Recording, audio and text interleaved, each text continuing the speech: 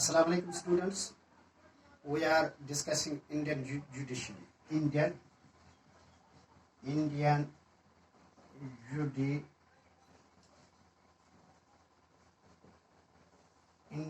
judiciary.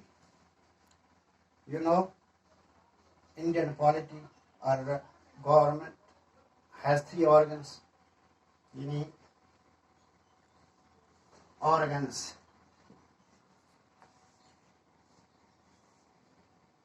Legislature, ठीक है, legislature, executive and judiciary. Legislature and executive के बारे में आपने पहले पढ़ा है. They are interrelated, they are related to each other.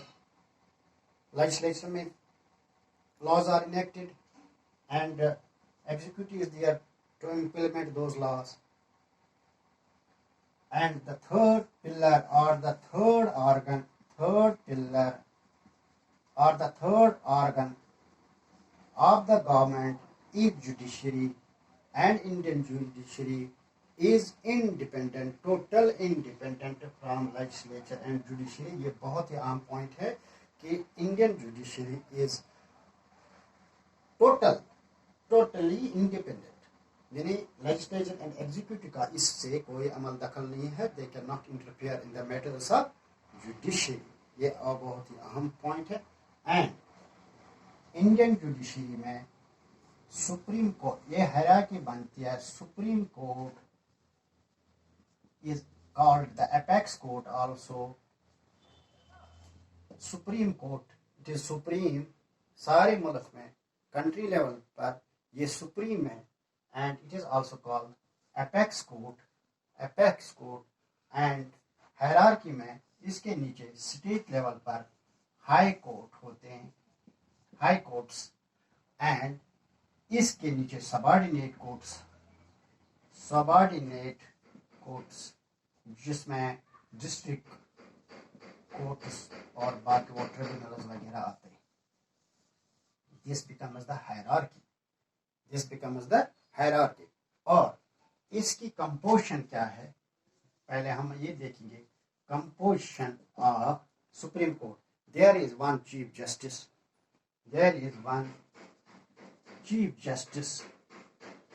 plus 30 other judges. Supreme court में आज presently we have one chief justice and plus 30 other judges. Clear? So when the Constitution of India was enacted in 1950 में वहाँ जजेस इनकी तादाद सिर्फ 8 थी और आहिस्ता आहिस्ता ये इनहेंस हो गई. यानी it was enhanced in 1956. The number was increased to 11 and it was again increased in 1960. It was increased up to, the number was increased up to 14, and in 1977 it was again increased. The तादाद जो था ये बढ़ाया गया 18 तक और 1980 में it was increased up to 25. आजकल ये 31 है. आजकल ये 31, प्रेजेंटली 31. तो अब अपॉइंटमेंट यहाँ इनकी अपॉइंटमेंट कौन करता है? अपॉइंटमेंट ऑफ द जजेस. अपॉइंटमेंट कौन करता है? According to Article 124A of the Constitution, Article 124A of the Indian Constitution जो है वो कहता है, it provides that a judge of the Supreme Court will be appointed by the President. कौन इसे अपॉइंट करेगा? प्रेसिडेंट. ये आर्टिकल 124A कहता है कि the judge of the Supreme Court will be appointed by the President in consultation with the judges of the Supreme Court and the High Court in the states as the President may deem necessary. In the case of appointment of judge other than the chief justice of India may be consulted. जो बाकी जजेस है president जो 30 मतलब ये है 1+30 जो 30 जजेस अपॉइंट कर रहे हैं प्रेसिडेंट ये करता है इनको appointment but with the consultation of chief justice of India. ये है अपॉइंटमेंट. अब कभी कभी कंट्रावर्सी भी इसमें हो गई, मसलन इसमें कुछ ये हो गया, लेकिन आखिरकार इन 1977 या इसके बाद भी कभी कभी कंट्रावर्सी हो गई इनकी अपॉइंटमेंट में, लेकिन आखिरकार जो कॉन्स्टिट्यूशन कहता है इट प्रिवेल्ड कि जो सुप्रीम कोर्ट का जो हाई कोर्ट या ये को जो सीनियर मोस्ट जजेस होते हैं उन्हीं का इंतखाब किया जाता है एज चीफ जस्टिस. और इस चीफ जस्टिस के बारे में कभी कभी यहाँ कंट्रोवर्सी हो गई इस बात पर कि किससे लेंगे. एक पैनल बना दी गई थी, फिर जूनियर को आगे लिया था, इस पर कुछ कंट्रोवर्सी हो गई थी. आखिर पर यह फैसला हुआ कि जो सीनियर मोस्ट होगा वही चीफ जस्टिस बना दिया जाएगा. और जो बाकी जजेस होंगे उनकी क्वालिफिकेशन क्या होनी चाहिए, क्वालिफिकेशन उनकी क्वालिफिकेशन ये होनी चाहिए कि if they have worked in as जज for 5 years in the court, ये एक क्वालिफिकेशन. नंबर 2 कि अगर वो एडवोकेट जज है तो 5 साल उन्होंने काम किया होगा कंसेक्टिवली. अगर वो एडवोकेट है तो उसके लिए 10 years उसने कंसेक्टिवली कोर्ट में काम किया हो, तो ये इनके लिए क्वालिफिकेशन है. And again he should be, आप जानते हैं, he should be a citizen of India, he should have served as a judge in high court for at least 5 years, or he should have been an advocate of one or more high courts for 10 consecutive years, or he should be in the eyes of the president as a distinguished jurist. अगर ये लिया जाए, अगर high court जज किसे लिया जाएगा, किसी एडवोकेट को, किसी वकील को, तो वो प्रेसिडेंट की नजर में कोई खास ही होना चाहिए, यानी he should be a distinguished jurist. और ऑफिस कितने साल तक,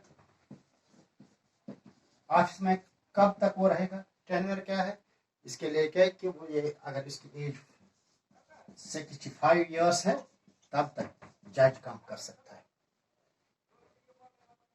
अगर वो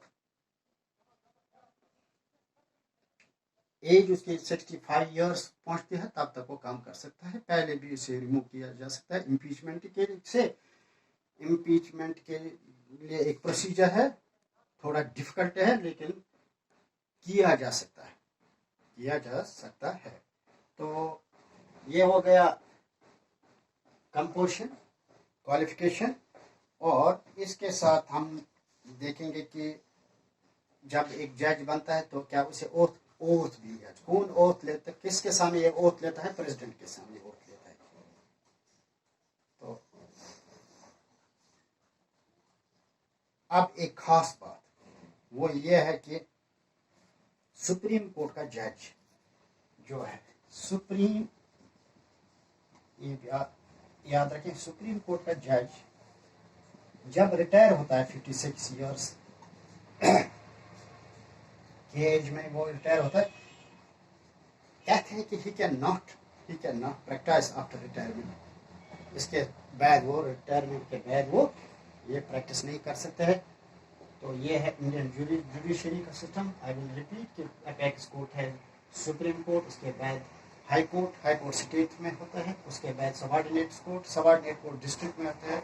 डिस्ट्रिक्ट में वो दो तरह के जो काम करते हैं कोर्ट, एक है क्रिमिनल कोर्ट जो क्रिमिनल मसाइल जो है उनको देखते हैं, और जो है दूसरा है सिविल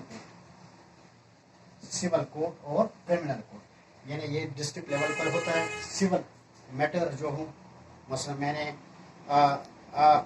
किसी को 1 लाख रुपए दिया, वो वापस नहीं देता है, तो कोर्ट का I can sue in the court, और ये सिविल कोर्ट में जा सकता है. अगर कोई मर्डर हो या रिलेट टू मर्डर ऐसे ही कुछ मामला हो उसे क्रिमिनल कोर्ट कहते हैं। ये तो ये डिस्ट्रिक्ट लेवल कोर्ट है, बट दे आर इंटीग्रेटेड। यहाँ सिविल कोर्ट, क्रिमिनल कोर्ट में कोई केस हो तो केस करने वाला मुतमईन न होगा तो he can sue, he can appeal in the high court। अगर यहाँ भी वो मुतमईन नहीं होता, he can go to the supreme court और वहाँ से वो जस्टिस हासिल कर सकता है। This is Indian judiciary, it is very what is called independent। I think you understand and I hope जो नेक्स्ट इसका पार्ट है वो कल करेंगे। I think it is enough for today। Thank you। Allah Hafiz।